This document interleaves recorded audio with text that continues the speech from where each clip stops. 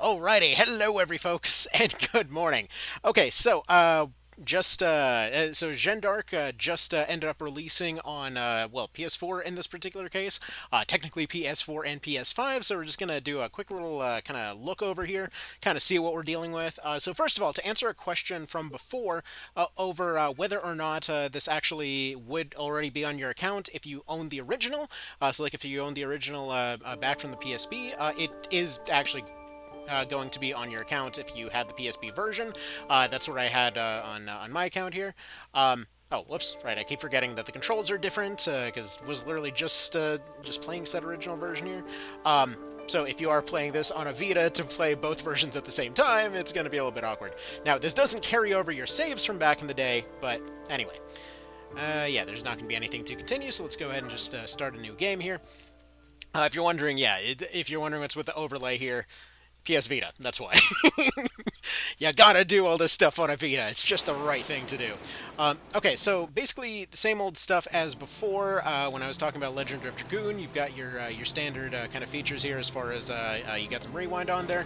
You got some improved visuals. As far as how much they're improved, I don't know. We're not going to be able to tell much during these scenes here. They're probably going to be pretty darn loud, so here, let me go ahead and turn that down a little bit.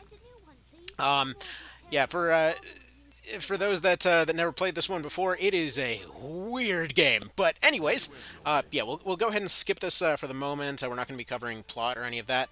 How does this look visually speaking? It looks a decent bit cleaner than the original. Not seeing as much noise, not generally speaking seeing as many kind of like random artifacts and such. So, typical kind of Sony making it look better kind of experience. They do stick out a little bit more. I'm not sure that's necessarily a bad thing. Like, a lot of PSP games had this thing where they would typically obscure a lot of imperfections with fog and such. It's kind of the same thing that the PS2 did, which is, kind of fitting considering that's exactly what it was. Anyway, I'm pretty sure this dude dies in like 2 seconds, so we'll just go ahead and... oh, can we skip this? Yeah, we can skip this. I was going to say, it is a little awkward that that we have the kind of touchscreen taking the place of the start buttons, while the start buttons are this. I wonder if we can actually save that. Server controls. Let's see. Right. Why just right stick? I would kind of prefer to change start and select, but I mean, all right, whatever. It's fine. Whatever. It's fine. Let's see. Yeah, they. This looks a lot nicer. This actually looks surprisingly grainy in the original, so I wonder how much touching up it got, because it feels like... I wonder if they actually redid these, because it feels like they did. I could be wrong in this, but seriously, it feels like they redid this. Anyway, so let's go ahead and give this a little bit of a look. Go ahead and whack that dude, as you do. Performance-wise, it seems to perform roughly the same, maybe a slight bit smoother. Again, typical kind of a PSP type stuff before, with there being the occasional little jitter here and there. So this feels nice. Feels actually smoother than playing it on emulator, so that's nice. Technically, this is still an emulator, but it feels nicer than PPS's PP so far, so that's good. But yeah. If you own the original, you basically just have the newer version on your account now, which really, really makes me hope that they'll actually bring the original PSP version of Tactics Ogre over. Granted, Reborn is better in every single possible conceivable way, but still, just out of curiosity. So, but yeah, we'll be covering more of this as time goes on. I'm a little bit limited on time here today because it actually, despite being a release technically on the 16th, it showed up really close to when I'm kind of cutting off for the day because I got to get a bunch of other stuff done, dad duties and all that. But yeah, I just wanted to at least see how this is looking. Definitely looking solid. I would assume it's probably got the same old amount of save tiles. Typically, Sony, if anything, adds more save tiles. See the old Unicorn Overlord having 8 saves everywhere else and 100 on Sony devices. They're good about that kind of stuff. Like, say what you will about various corporations and such, I gotta respect that that in this particular case, they went out of their way to make sure that this thing was still available if you owned the original.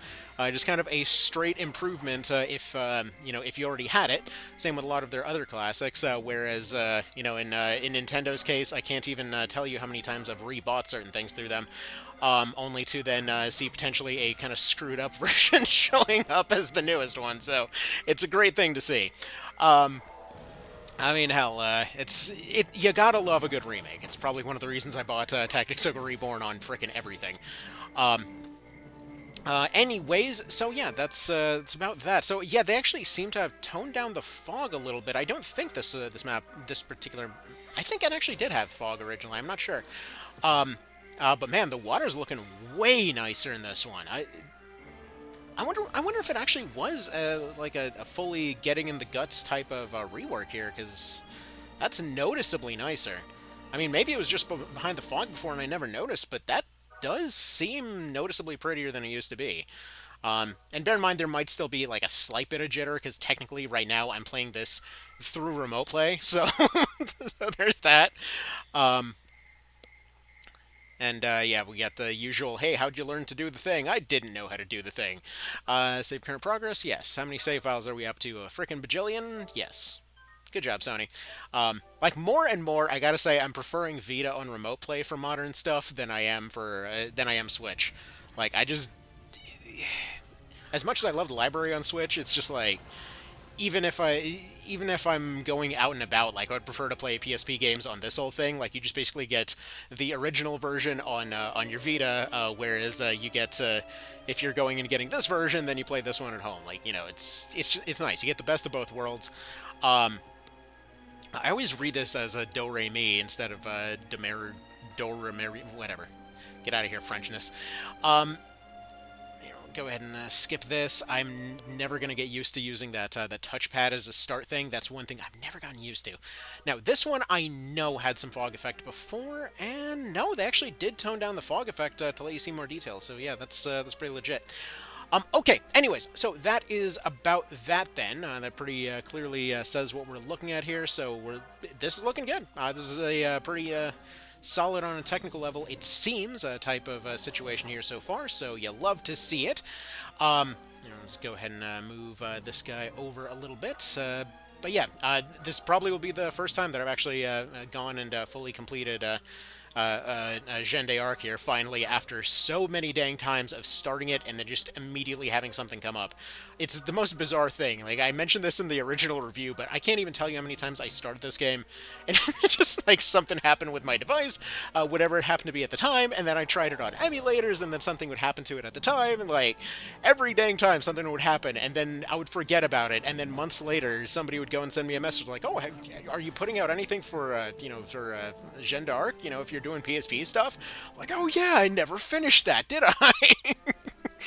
But that's how it goes sometimes, like, I've granted, it's not even this one. Like, there's so many times I've gone through something like Vagrant Story, and I'm still slowly pecking away at my original save file from, like, 9-10 years ago. It's like moving one room at a time, just absolutely molasses-like progress there. But, again, still technically making progress. So, there's that. I mean, Shadow Tower, I've started and never finished so many dang times, but still absolutely love that game. So, it is what it is. Don't have to repeatedly do 100% saves like with Tactics Ogre. Alright, so, give this a bit of a look. If you already owned it, again, it's already in your inventory, so go check it out on your modern Sony Square of the day and or Sony fridge if you have one. And yeah, so I will see you guys in the next one with whatever decides to be covered for this one. I don't know exactly what I'm doing just yet. I do plan to probably do like a casual run of it or something. Yeah, I'll see you in the next one. Y'all take care, and see you then. Bye.